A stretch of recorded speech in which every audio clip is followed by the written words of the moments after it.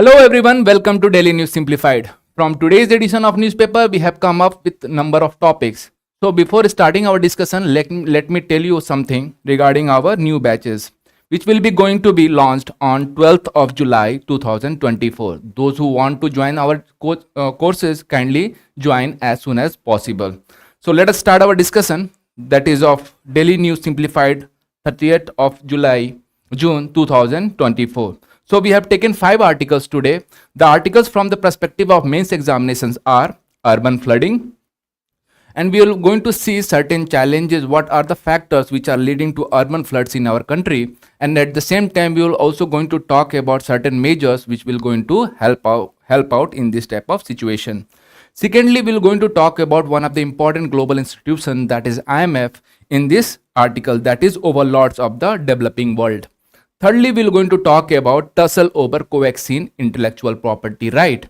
So from the perspective of preliminary discussion, we are going to talk about arm of the law. Recently, Government of India has come up with new laws which will going to repeal the Indian Penal Code, Indian Evidence Act, Criminal Procedure Code. So this type of laws which will be repealed by a new laws which we will going to be see in this article. And secondly, from the preliminary discussion, we will going to talk about Shyok River. So let us start our discussion, that is urban flooding, without losing any time. We have taken this article from the Hindu newspaper, and the article read like this: in fear of freak weather. So first of all, one can ask why we have taken this article. First of all, because as you know, it is part of our general studies paper number 3, disaster and disaster management. And UPSC in the past has asked number of questions based on this topic. For instance, in 2016, they have asked regarding the frequency of urban floods due to high intensity rainfall is increasing over the years. Discussing the reasons for urban floods, they are asking for the factors which are leading to urban floods and highlight the mechanism for preparedness to reduce the risk during such events. So they are also asking certain measures which will going to curtail this problem. Even in 2017, they have asked one different aspect related to floods, that is, in what way can floods be converted into sustainable source of irrigation and all-weather inland navigation in India. So when we are going to discuss this thing, you will able to solve both the question one way or the other. Let us start. So before listing down the factors for urban flooding, let me tell you a brief regarding the floods. So one can ask question regarding the same, that what lead to floods.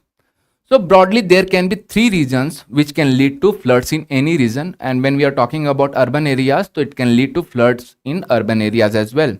What are the 3 factors or 3 key things related to floods which lead to floods in any region? First reason can be excessive rainfall.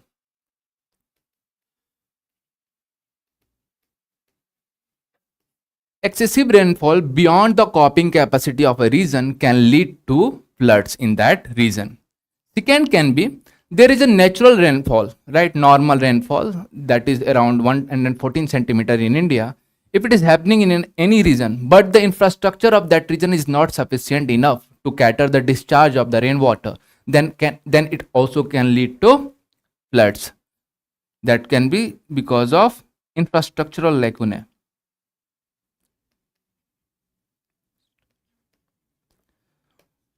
And third reason can be, suppose you are entering into the region which are naturally prone to floods. For instance, you are making habitation in the floodplains, then you are more susceptible to floods.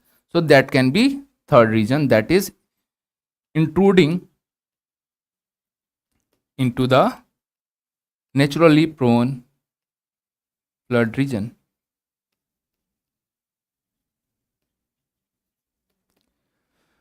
And now we are going to see what are the factors which are leading to urban floods and which are leading to 1, 2, 3 things which can eventually lead to floods in one region.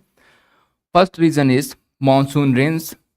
As you know, India is a monsoonal climate, and almost 90% or 80% of rainfall are concentrated in 4 months, especially June, July, August, and September, right?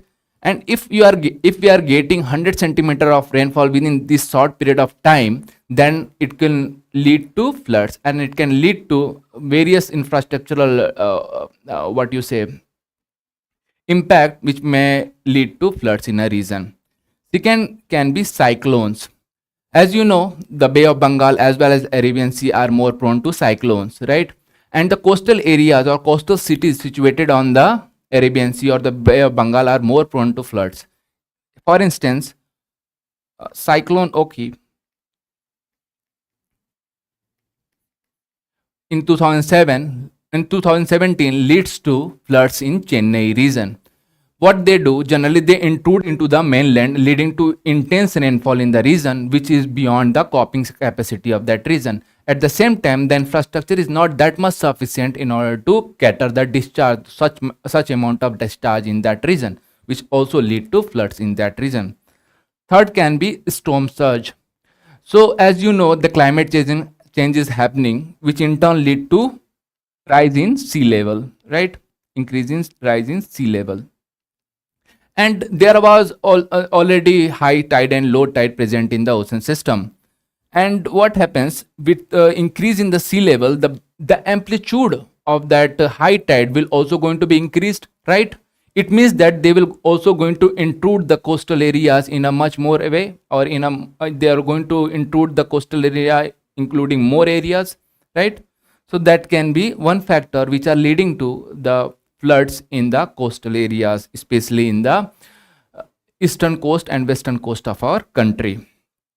Second factor can be related to topography, soil characteristic, hills and slopes. What is topography? So there are certain cities in India, especially when we are talking about cities like Delhi, they are ball shaped. So there are certain regions which are low lying in this region. And when we are talking about Bangalore region, they have undulating terrain, which have a high lying region, they have low lying region. And as you know, if the rainfall is coming into that region, especially in the high lying region, they will going to drain into the low lying region. So whatever habitation which are living in that low lying region will going to face the waterlogging condition, or going to face the urban floods, or going to face the floods. So that is one reason. What is the how soil is going to impact the floods in any region? So certain soils like clay soil have very low permeability. It means it will not going to drain the water. So if this type of soil is present in certain region, they will not going to enhance the percolation of water, that will increase the surface runoff, which will enhance the propensity of urban floods, or it will going to accentuate the situation of urban floods in that region. And if the soil is sandy soil, they are more porous in nature, which will going to enhance the percolation, and that will reduce the runoff, which will eventually reduce the intensity as well as the magnitude of the floods in that region. Hills and slopes. So as you know, in India is having a lot of hills and mountains in our country, and there are number of valleys also present in our country, and that valleys are generally highly densely populated, and number of cities are situated in such type of valleys. When we are talking about Simla, when we are talking about Dehradun, that are the regions which are living in the foothills of the Shivaliks or other mountain ranges in our country. So what happens if there is a rainfall in the hilly mountain region, it will going to drain into the low lying region, which is valley, and there are cities situated in these valleys which will have to face the floods, right? So these are the factors which are leading to floods, especially it can be considered as a natural factors which are leading to floods in a region. Thirdly, unplanned urbanization and illegal construction. So before starting the unplanned urbanization, let me dwell upon the illegal construction. What happens that there are certain river channels which are flowing following their natural course, but what happens due to illegal construction, they are encroaching onto the floodplains of the region. For instance, suppose this is a river course, river channel, and you know that this region will be susceptible to flood. But due to illegal construction, there are a number of settlements residing in this region, which eventually enhances the chances of floods in this type of settlements. And the good example can be Yamuna River. You can see that number of habitations are living in the floodplains of the Yamuna, and they are facing perennial problem of urban floods. At the same time, when we are talking about Hyderabad, there is a Musi River flowing from that region, and a number of habitation are situated very close to this river, which eventually faces the urban floods. This is one thing. When we are talking about unplanned urbanization, let me tell you about the things which are incorporated in urban planning or proper urbanization. It may include vegetation, which will be catering the need of air pollution or which will catering the needs of other things. Secondly, it should have proper location for solid waste management. Thirdly, it should have a proper discharge system, that is drainage system, right? And sometimes some urban areas should also have storm water discharge as a separate discharge from the sewage water discharge, right? So this type of drainage system should be present in any urban areas. But what happens due to increase in population? It is leading to haphazard urbanization, encroaching onto the floodplains, encroaching onto the wetlands, which are natural buffer for floods. So this type of unplanned urbanization is accentuating or increasing the propensity of urban floods in India. So when we are talking about unplanned urbanization, you know that there should be a proper sewage treatment areas or for the disposal of solid waste, right? But what happens, you know that general public throw their solid waste into the street and they find their places into the drainage system, which eventually choke the drainage system and leading to overflowing of the drainage, right? And eventually leading to waterlogging and floods in the region. Fourthly, when we are talking about drainage infrastructure, so you know there are number of cities in India. When we are talking about old cities, Mumbai, Delhi are present in our country, and these old cities have a colonial land infrastructure. They are developed during the British time, and when Britishers developed this infrastructure, they wanted to sustain certain amount of population. But as you know, the population after independence has increased tremendously in our country, leading to huge pressure on the infrastructure. Suppose if there is a population increase in a region, which will also going to enhance the household discharge in that region, and that household discharge will find their place in the drainage system only. And if the drainage system is not that much sufficient enough to fulfill the need of that household discharge, then what it can lead to? It can lead to waterlogging conditions. It can lead to floods, right? Fifthly, high population density and encroachment. As you know, when we are talking about population is increasing in India at a very faster rate, and which in turn lead to haphazard urbanization or silent urbanization.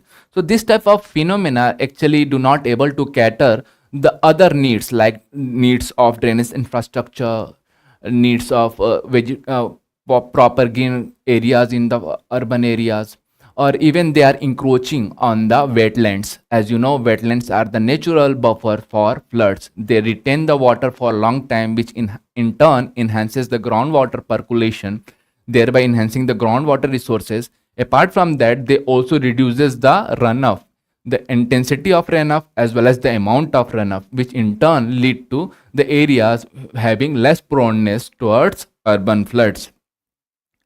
Climate change and monsoon variability. As you know, climate change is happening in our country, and which in turn lead to melting of glaciers. Of course, it will lead to melting of glacier, which will in turn enhances the discharge of the river. So any cities living in the periphery of certain type of river system will going to face the floods, right?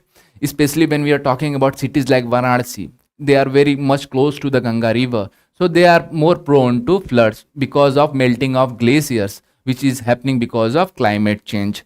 Secondly, climate change is also creating variation in monsoon. Not only the temporal variation, they are also creating variation in space.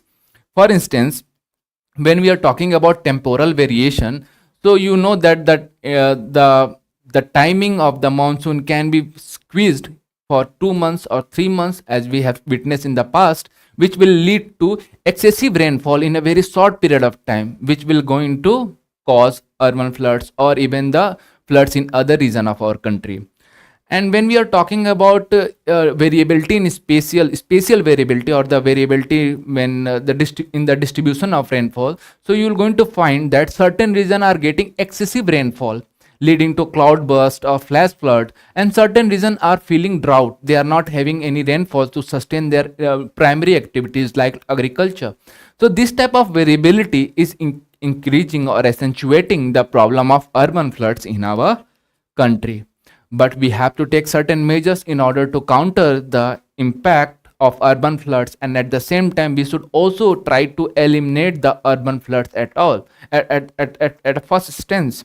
So let us see what type of measures we can take in order to curb urban flooding.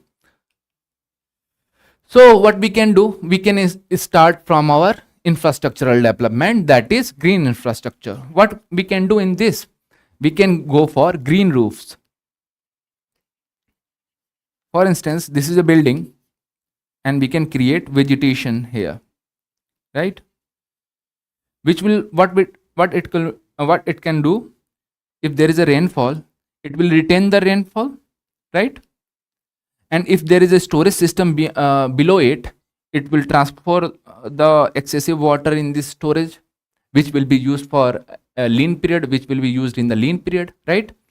And at the same time, the water coming from this top will also going to be reduced. It means it will not going to add into the surface runoff, which is one of the primary reason for floods in urban areas, right? So that is one way. What can be the second way? Second way can be going for permeable pavements. So as you know, our roads are made up of concrete and they are very hard and they do not able to percolate the water, and at the same time they provide no friction as such for the running water. So what eventually happens because of this, that the runoff of that water which has fallen because of climate change or because of excessive rainfall increased their speed or intensity, which in turn lead to major areas engulfing into the floods, right? So if we are going to develop permeable pavements, for instance pavements like this, what they will do, they will going to percolate the water into the groundwater surfaces, right? That will percolate the water, right? And it will also going to reduce the runoff, which will eventually reduce the intensity of floods and eventually can help us to eliminate the urban flood phenomena in our country. Third, what we can do, rain gardens. What are rain gardens? Rain gardens are any areas which have a huge vegetation. For instance, suppose this is Delhi, and in the middle of Delhi we have created certain rain gardens which is full of vegetation, right? And if there is a rainfall, that water will be retained here, right? That will going to be percolated into the groundwater. And at the same time, suppose this is a runoff going in onto the surface, and if they have countered this vegetation, their speed and velocity will also going to be reduced, right? So the reason beyond this vegetation will have a less impact of floods, or even it can be the condition that they are not facing any kind of floods. So this type of rain gardens should be developed in the urban areas in order to reduce the runoff, at the same time in order to enhance the groundwater resource. Let's move to our second topic, that is stormwater management in India. So what can we do? As we know, the water is concentrated, rainfall is concentrated in 4 months in our country. So we can go for retention tank. Retention tank means we are creating certain low-lying region or certain ponds where excessive rainfall will be concentrated. Suppose this pond will be developed in the region and excessive rainfall will be concentrated, will be stored in this region. And whenever there is a lean period, whenever there is a demand for water, and that water will be supplied to the person who are demanding it, right? This can be one way to reduce the impact of floods in the urban areas. What can be the other way? When we are talking about stormwater management, we can also go for bio wells. So let me define this concept. It is a very beautiful concept, that is bio wells. It's a landscape approach actually. So suppose this is a any region in the urban areas, which is generally a low-lying region and adjoining the high-lying region, right? What we do, we create vegetation here that will include trees, grasses, and many more things. Apart from that, we also come up with discharge pipes here. So whenever there will be excessive rainfall in this region, that water will be concentrated in this region, right? They will going to drain into the low-lying region, right? And water will be retained here for long period of time, and that will going to percolate here. And if the water is percolated, this will be sucked by this pipe and will be discharged in a different region, thereby reducing the impacts of flood in the region, right? So let's move on to the third topic, that is upgrading drainage infrastructure. So as I have highlighted that there are number of lacunae in the drainage infrastructure. The infrastructure is of older nature. They are built during the British time, which are not able to cope with the rising population. And secondly, it can be because of clogging by the waste discharged by the households. What we can do when we are talking about upgrading the drainage infrastructure, we can retrofit the existing infrastructure.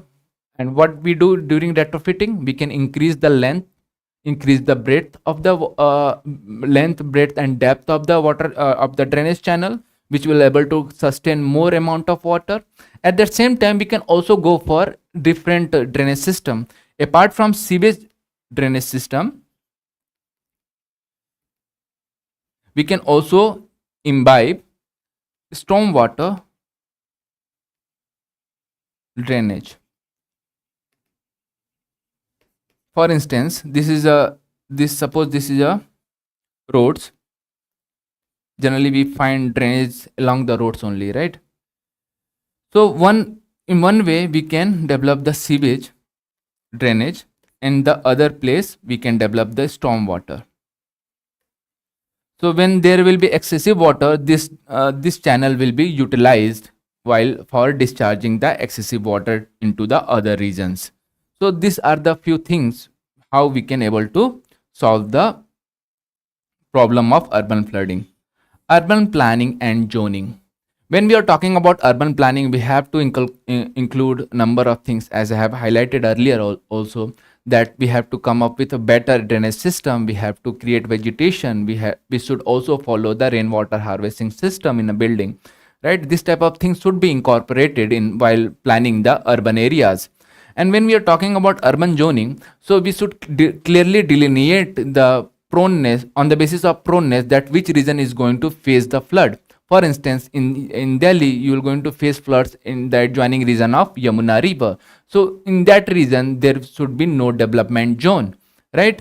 So this type of zoning will eventually helps the people to do a proper settlement, which will be reducing their proneness to floods.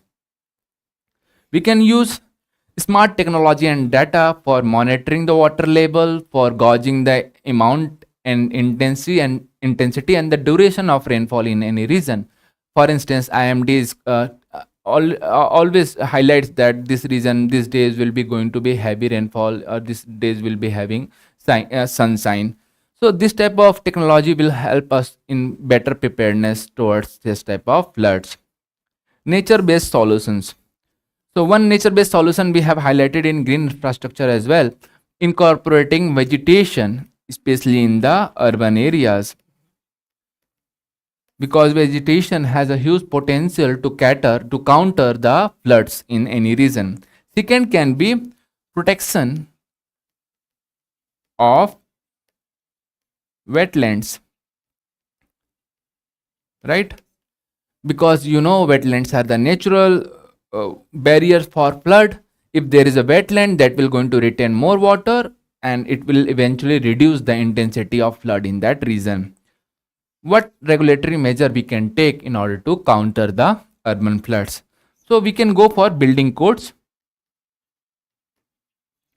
which mandates every builder to incorporate rainwater harvesting system, proper DNS facility, as well as recycling of the water resources, which will eventually reduce the impact of floods in that region. Apart from that, we can also mandate the builders to increase the vegetation in that region, which will eventually helpful for countering the impact of climate change like floods. Right? Now we will move to some case studies where urban flood management has done, and which is one of the success story. We will going to see what they have done. When we are talking about Shanghai, China, they have implemented green roofs, as we have discussed, permeable pavements, and extensive green spaces as a part of their sponge city initiative. Right? This concept is very important when we are talking about the urban flood management or the water crisis in urban areas. This concept of sponge city initiative is very important, and which includes green roofs, permeable pavements, extensive green spaces. As we have discussed, what are the benefit of these things? When we are talking about Berlin and in Germany, they are focusing on green roofs, rain gardens, and retention basin, which we have discussed in the solution part.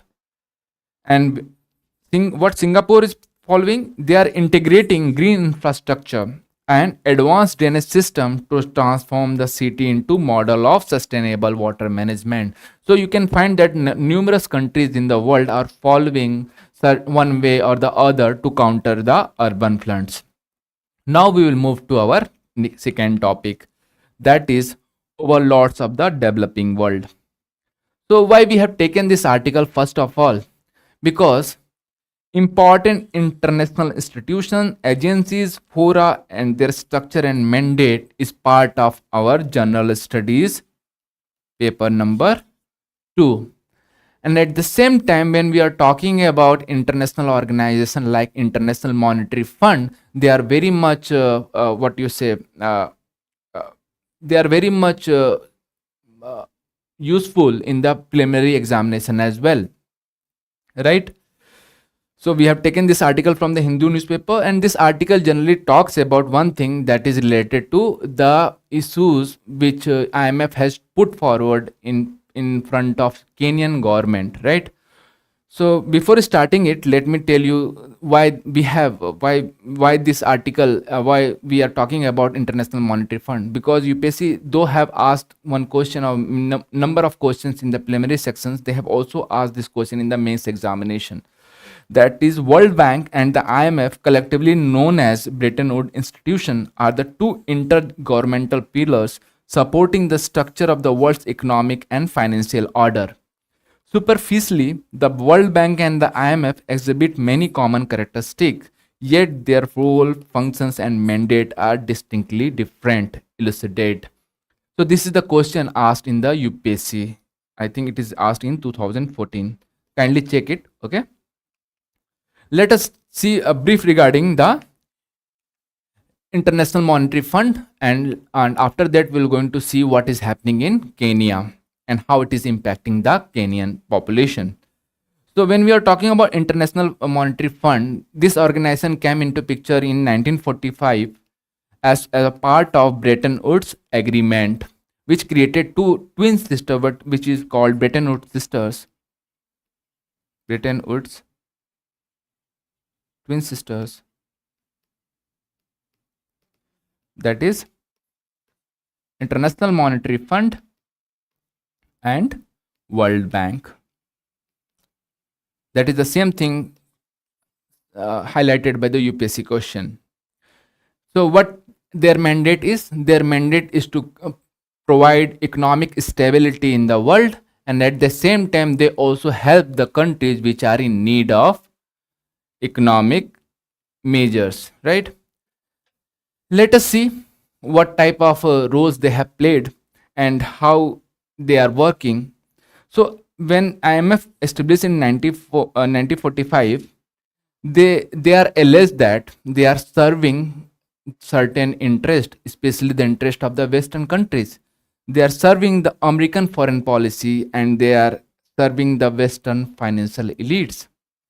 Why we are saying that they are serving American foreign policy and they are serving what you say Western financial elite? Because Bretton Woods do not follow one vote for one country. They follow approach where the share of the contribution given to the Bretton Woods or given to the International Monetary Fund will be translated into vote share.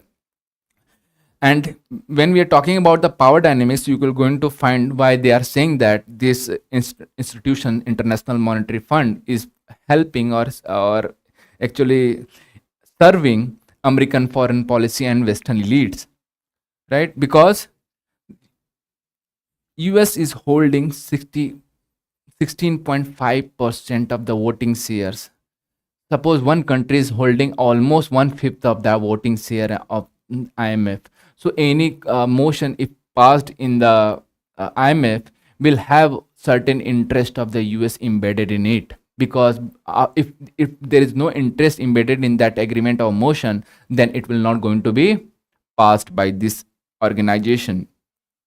And when we are talking about the Western elites, so you can able to decipher it from the G7 countries, which are developed countries, a group of developed countries, and which have a vote share of 40%. It means that without the consensus of G7, we will not able to pass any agreement which will be benefiting developing countries or least developed countries, right? Let us see certain financial provisions or lending provisions given by IMF to the countries. Extended fund facility. It is a financial assistance given for medium term balance of payment crisis. So you know about the balance of payment crisis, right? Why balance of payment crisis generally happens? I am going to tell you in the layman terms only. Suppose if a country is importing more than it's than exporting, then they have to pay certain amounts to the country from which they are importing, right? And if they do not have certain certain money or certain things, they will not able to pay it back. So this situation is considered as a balance of payment crisis, right? I am telling in a very layman terms. What is extended credit facility? It is also a financial assistance, but it is given to least developed countries, right? And they are also catering the medium term balance of payment crisis in the least developed countries. Thirdly, rapid financing instrument. So from the name itself, it is suggesting that it is a prompt financial assistance given to the countries who are having or who are facing the balance of payment crisis in a short period of time. Rapid credit facility, it is a concessional financial assistance given to least developed countries so that they can able to cater the challenges of balance of payment. These are the four things. Apart from that, there are other lending provisions associated with IMF. You can go and see in the word file which we are going to provide you. Now we are going to see what is the issue actually, what is the challenges happening in the Kenyan government. So the people of Kenya is protesting against the government measures.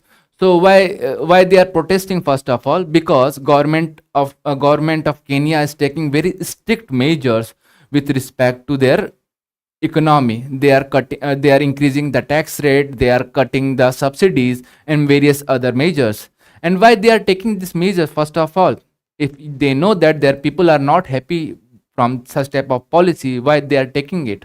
Because when IMF gives certain loans to certain countries, they put certain conditions on them, and that conditions generally force the government to take measures like economic measures which were taken by the Kenyan government also. So that is the thing. That's why people are protesting in that reason. So what happens? What is the conditions? Let us see in a brief, and how it will going to impact the Kenyan population or any other population as such, right? So Kenyan government, as you know, in the COVID-19, every country has faced the financial crisis. So Kenya is not new for that. Kenya also faced that problem during the COVID-19, and for that they moved to IMF and they asked for certain amount of loan. The amount of loan is around 3.6 billion, and for accepting the loan or for getting that loan, they have to fulfill certain conditions. What are the conditions put forward by the IMF?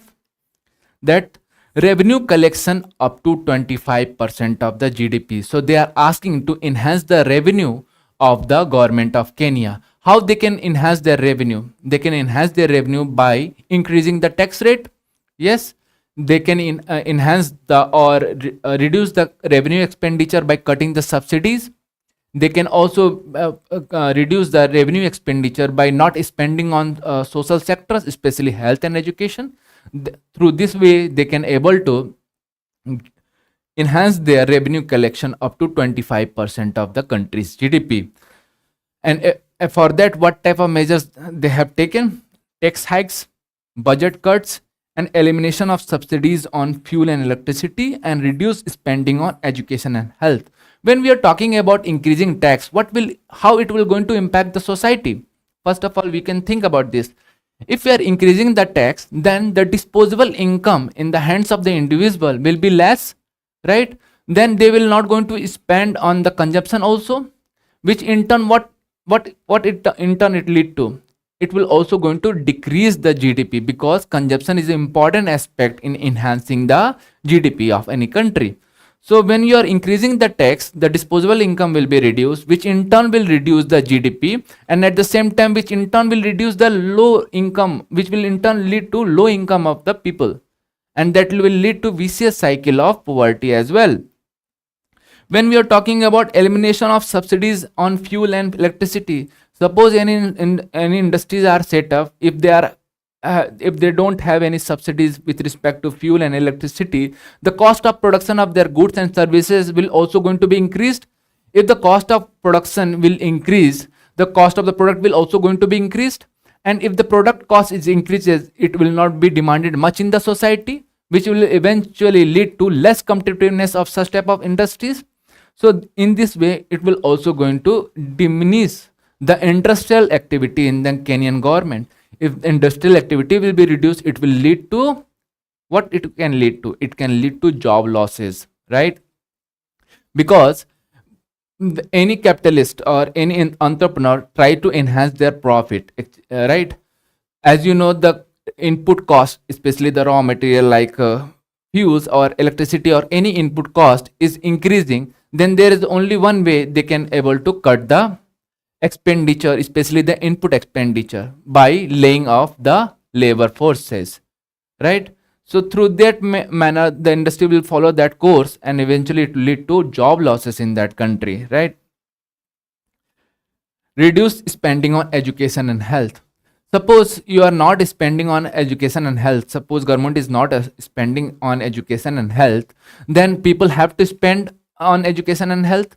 And as you know, as the tax has increased, their disposable income is already low, and if they have to invest in education and health, then there will be very less amount of money left with them to invest in fulfilling their basic needs. Eventually it can lead to poverty kind of things situation in that country, right? So these are the measures, or these are the conditions put forward by the IMF, which in turn lead to various socio-economic challenges in the Kenya. Now we will move to our third topic. This is all about the IMF. You can use this argument when you are discussing the global institutions, when you are talking about our LPG reform as well, which we have done in 1991. The IMF has put certain conditions which we have fulfilled it as well. So you can use this information or this type of things in essays as well, in paper number 3 as well, though it is a part of general studies paper number 2. Now we move to our third topic, tussle over Covaxin vaccine, right? So why we have taken this article? First of all, because Intellectual property right is the directly part of our general studies paper number 3, that is issues relating to intellectual property rights. That is part of general studies paper number 3. And UPSC in 2013 or 14, check it, kindly check it, has asked one question based on intellectual property right. They have asked, in a globalized world, intellectual property rights assume significance and are a source of litigation. We are going to see how they become a source of litigation in this case. Broadly distinguished between the terms copyrights, patents, and trade secrets. So they are asking regarding the copyrights, patents, and trade secrets. We are not going to dwell upon the IPR right. We are going to see what is the challenges associated with Covaxin vaccine. Right? Let us read the context before starting our discussion.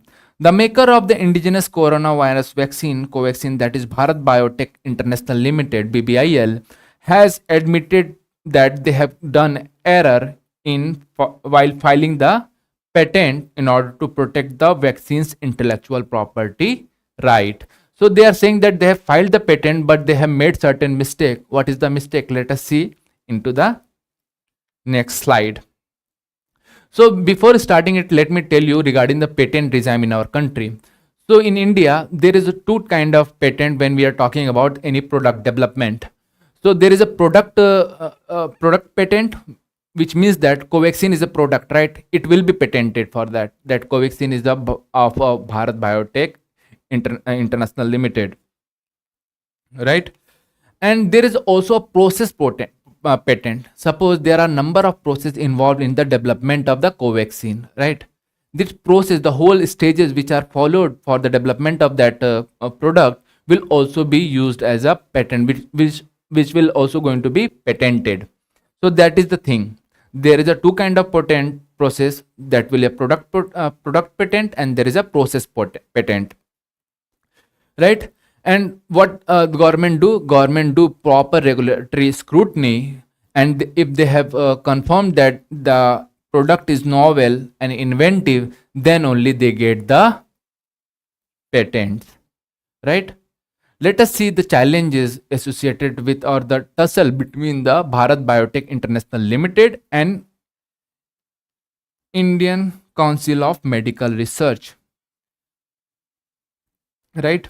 So they both, BBIL and ICMR, has collaborated to develop Covaxin. So what is the role given to ICMR? They have given the role to develop the virus strain. So let me brief regarding the vaccine development before dwelling upon this topic, so that you can able to understand this topic easily.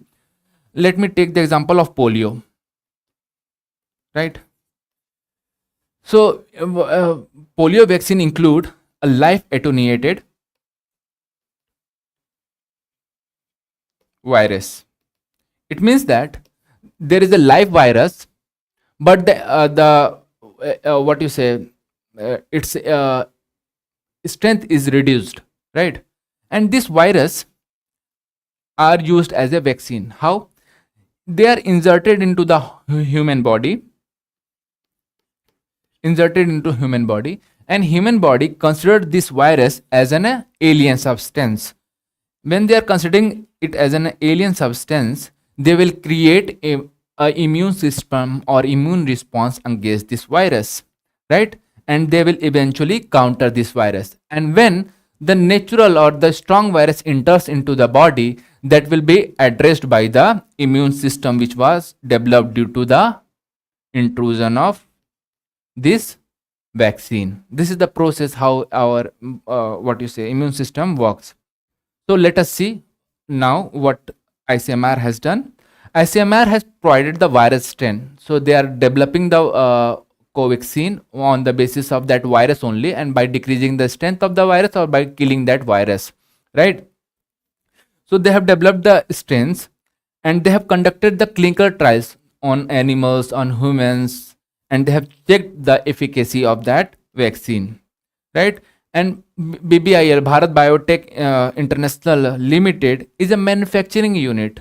So they have created the process, they have developed the vaccine, and they have collaborated with BBIL for mass production, right? So they have BBIL is manufacturing the vaccine, and BBIL has also patented the process, though the process was in the collaboration with ISMR, and they have not included the name of ISMR in the patent, right? So BBIL has patented the Covaxin for their own self, not including the other members or the other stakeholders who helped them in developing this type of vaccine. So ISMR was excluded from the patents, right? We will going to see what is the benefit if a product get patented. So this is the issue, and what it lead to, that BBIL has acknowledged that they have made the error and they are asking for refiling the patent again, so that they can involve the stakeholders of ISMR as well, or the member of the ISMR who has helped them to develop this vaccine. Now we are going to see certain benefits why products are patented in any country. As you know, intellectual and property rights generally are done for the innovative and novel features or novel products which are developed by the individuals. It is a kind of incentive given to the innovators. And if the incentives are curved, then innovator is not motivated to do research and development or to create new products, right? Let us see what are the benefits associated if a product get patented. It will going to impact on rights and royalty rights of usage, rights of distribution. It will going to be impacted. Suppose some other member will come and they will going to copy the all the process and all the things, and they develop a new product and they start selling it. If it will going to happen, then what will happen to the original innovator who has innovated this product after doing a long research, right? So we have to protect such type of innovators so that they get motivated to create new products in future as well. Secondly, it will going to impact financially as well, because there are a number of financial facilities available when you are going to patent one product. First of all, you are going to get the royalty. In this case of ICMR and BBIL, ICMR has asked for 5% of royalty, right? But if the product is not patented on the name of ISMR, then they cannot able to claim the royalty, right? If a product is patented, then the royalty is given to the innovators who has developed this project. Apart from that, there are certain fees are also incorporated in a financial sector, where that will be going to helpful for the innovators. Thirdly, career advancement. Suppose my name came in any product patent, so it will enhance my reputation in the job market. I will be demanded more, and at the same time, a number of areas will be open for me to do the research and development, because I have already patented one product. So this type of career advancement also incorporated or as a result of the patents, right? Involvement in future research and development. Yes, suppose if a innovator involved in litigation, they will not going to do further research and development, because they are very much drained by such type of efforts, right? So involvement in future research and development will also going to be compromised if the product is not patented. And if a product is patented, then its subsequent research can also be done, right? Protection against dispute. So if you have patented the product, it will protect you from the litigations. And suppose if the innovator are involved in litigation, then when it will going to get the time to do the innovative work or to do the research and development for the new product. So this is very useful when we are talking about patent laws. If there is a patent laws, it will protect the innovators and it will motivate them to do further research, which will eventually lead to better products in the society. Now we will move to our preliminary discussion, which came on Indian Express page number 6, and the article read like this: arm of the law. So we have taken this article because country is going through a major changes with respect to criminal laws in our country. Let us read the context. You will be able to understand what is going on in our country.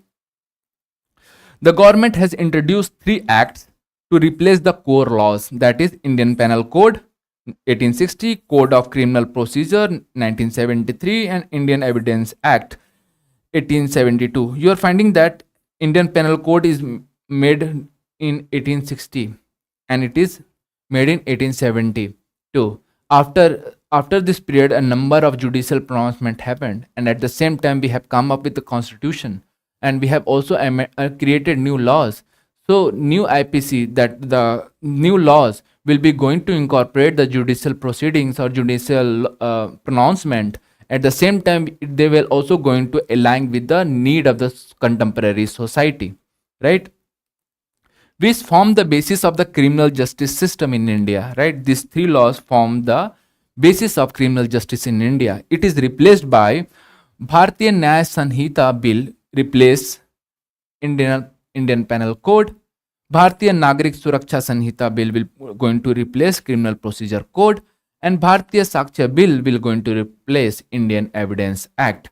So in this article, we are going to see what changes has been brought out in Bharatiya Nyaya Sanhita only. We are not going to talk about Bharatiya Nagarik Suraksha Sanhita or Bharatiya Sakshya Bill. We will going to talk it in later DNS. Let us start. What type of major changes introduced by Bharatiya Nyaya Samhita? So first of all, they have enhanced the punishment for the to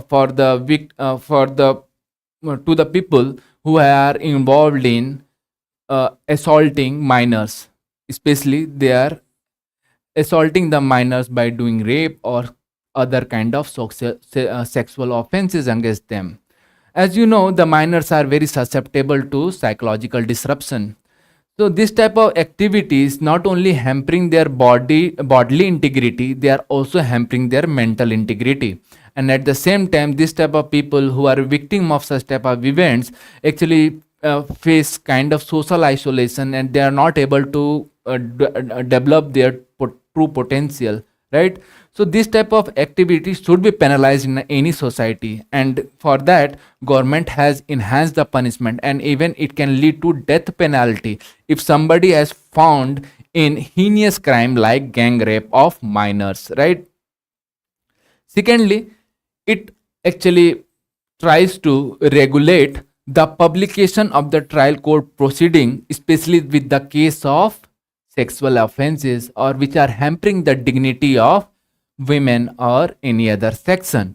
So this type of publication or unauthorized publication will not be done, or it will be penalized if it is done in our country. Thirdly, they have Supreme Court partially has repealed Article 377, which talked about same-sex marriage, right? In Navtej Singh's Johar case. So this new law, that is Bharatiya Nyaya Samhita, has incorporated this judicial proceeding, right, by making or by repealing the provisions of articles or section 377, which is talking about same-sex marriage. Similarly, abolition of adultery as an offense has also done away with, and they have incorporated one of the important judicial proceeding related to adultery, which have partially removed the adultery in our country. That is, the case is Joseph Sain versus Union of India. So what they are doing, Government of India is incorporating the important judicial pronouncement. At the same time, they are also incorporating the contemporary needs of the society. For instance, gang rape,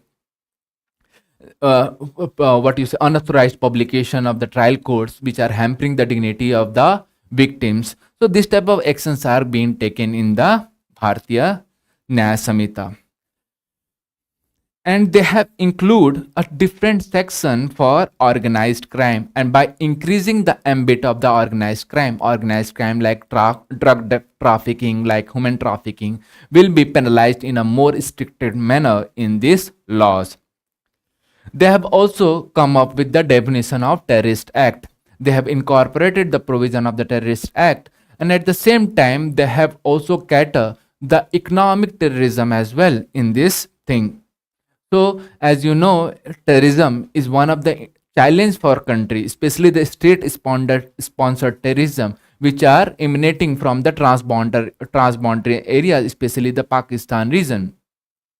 As you have witnessed recently that in Jammu and Kashmir a number of bomb blasts happened, right?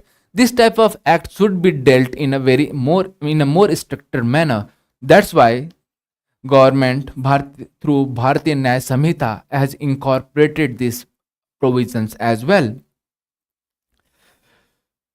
They have also enhances the penalty when any act of an individual or a group will going to hamper the unity and integrity of our nation. For instance, the earlier laws like sedition law was present for such type of activity. However, in sedition law, there is a term government. They have replaced the term government with court. It means that by mere criticizing the government for their poor work, it will not going to be incorporated as a threat to unity and integrity. However, when an individual or group is threatening our country or hampering or creating communal violence or talking about secessionism, then that type of activity will be penalized in a more stricter manner in Bharatiya Nyaya Samhita.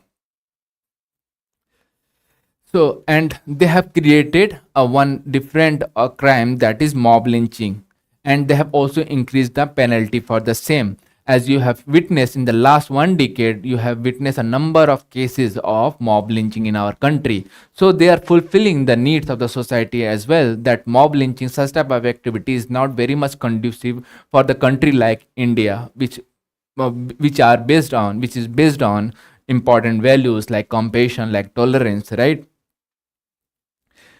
They have also enhances the punishment for hit and run cases when the drivers are not reporting the case promptly, right? So this is the case you have witnessed in Mumbai recently, that one individual has done this hit and run case and leading to the death of 2 individuals. So this type of case should also be penalized because this is creating a kind of chaos in the society. That is a very important thing. Increased fine for animal welfare. So if an individual or group of individuals are involved in animal cruelty, that should also be penalized, right? Because animals are living beings and they have all the rights like a human beings to survive, to sustain their life on the planet earth. But when we are talking about the animal cruelty, because certain section of the society use the do animal cruelty based on certain factors, so this type of things should also be penalized because we are talking about conserving the biodiversity. We are facing the challenges of extinction of animal species. So this type of things should also be curtailed in our country in order to cater the environmental needs as well as the need of the animal population. Inclusion of transgender in the definition of gender, which will be in the consonance of Transgender Person Protection of Right Act 2019. So the inclusion of transgender as a definition in the new law is a very important. First of all, they got the recognition which was not provided to them, and at the same time, if they got the recognition, they will also going to assert their rights and they can able to sustain their life in a peaceful manner. So this type of changes has been brought out by Bharatiya Nyaya Samhita. Now we will going to solve one MCQ based on this topic. UPSC in the past has asked one question related to payroll and Pharaoh. You can go and see this question and solve and comment in the comment box. Now we are going to solve the practice question. Consider the following statements regarding criminal jurisdiction in India. Criminal law falls under the central list of the Indian Constitution. Criminal laws. Can you comment on the comment box in which category the criminal law falls in 7th schedule of our constitutions? There is state law, there is a central, and there is a concurrent. So as we have to discuss this, think about it, but let me tell you, it falls under concurrent list, right? So if it is falling under concurrent list, what it means? It means that national government as well as state government can legislate in this matter. But if a national law is already present, then state do not able to interfere in that law or act. Secondly, this statement is incorrect. The first statement is incorrect. Let us see the second statement. The new Bharatiya Nyaya Samhita, that is BNS, penalize act endangering the unity and integrity of India. Yes, of course, they are enhanced the penalize, and they have changed the phrase of government to country in sedition law. Third, Bharatiya Nyaya Sanhita explicitly includes transgender individual in the definition of gender. Yes, of course, they have done it. So for this practice question, 2 and 3 statement is correct. We should go for uh, there is no as such. So they are asking for incorrect question. Sorry, the question is asking the incorrect one. So statement 1 is the incorrect one, right? And 2 and 3 is the correct one. Let's move to our final topic, that is Shyok River. We have taken this article from the Hindu newspaper, and the article is one of the concern for us because 5 soldiers killed as a tank swept away in Ladakh's Shyok River. So this river has swept away the tank where the military, where the our Indian personnel are doing training, leading to the death of 5 individuals of 5 members of the armed forces. Right? As you know, this type of river UPSC is very fond of.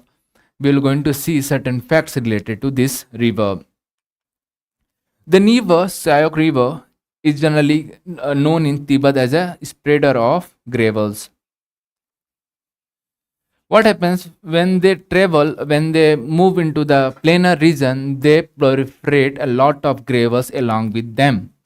And in some certain regions, this river is also known as river of death because of its dwindling nature. What happens that when suns come out, the glacier is started melting, and which enhances the discharge of the Shyok River. And when it comes, when the night comes, there is no as such evaporation or no such sunshine. The discharge of the river get reduced. So they have a dwindling discharge in that river, right? So this river, as you can see, rises in from Ramu Glacier. Ramu Glacier, and they follow this path and they take a U-turn because of some Paleolithic faults present in that region, right? Due to this, due to terrain only, they have changed the course and they take a U-turn and follow the and become parallel to the original what do you say course, and they are fed by Nubra River. And when the Nubra River get assimilated in Shyok River, the discharge become very high and it become very wide.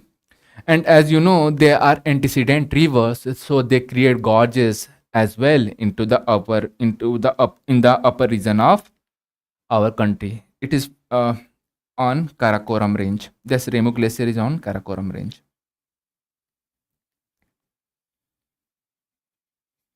As you are seeing that this Shyok River, this is the main Indus River, right? This is the main Indus River flowing in this direction. And you are finding that this Shyok River are joining, Gilgit River is joining, Swat, Kabul, and Kurram. All these rivers are joining, though it is not joining in our country. Certain rivers like Kabul and Kurram are joining in Afghanistan or Pakistan region. So they are the right bank tributaries of the Indus Valley, Indus River, that is Shyok, Gilgit, Kabul, and Kurram.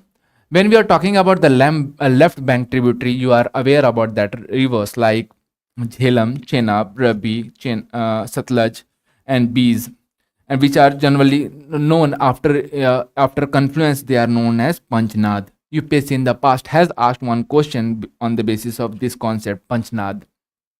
Now we are going to see one MCQ or practice question based on this. UPSC in 2013 has asked this question related to Indus River system. So that's why we have taken this article, right? Let us solve the practice question. Which of the following are the right bank tributaries of Indus River? As we have seen that Shyok River, Gilgit River, Kabul River are the right bank rivers, whereas the Jhaskar River, Ravi, Bees, Chenab, Satluj are left bank tributaries of Indus River. So only 4 is not the right bank tributaries, it is the left bank tributaries. So we will go for option C, 1, 2, 3. So that's all from us. Have a good day. If you need anything, kindly suggest in the comment box.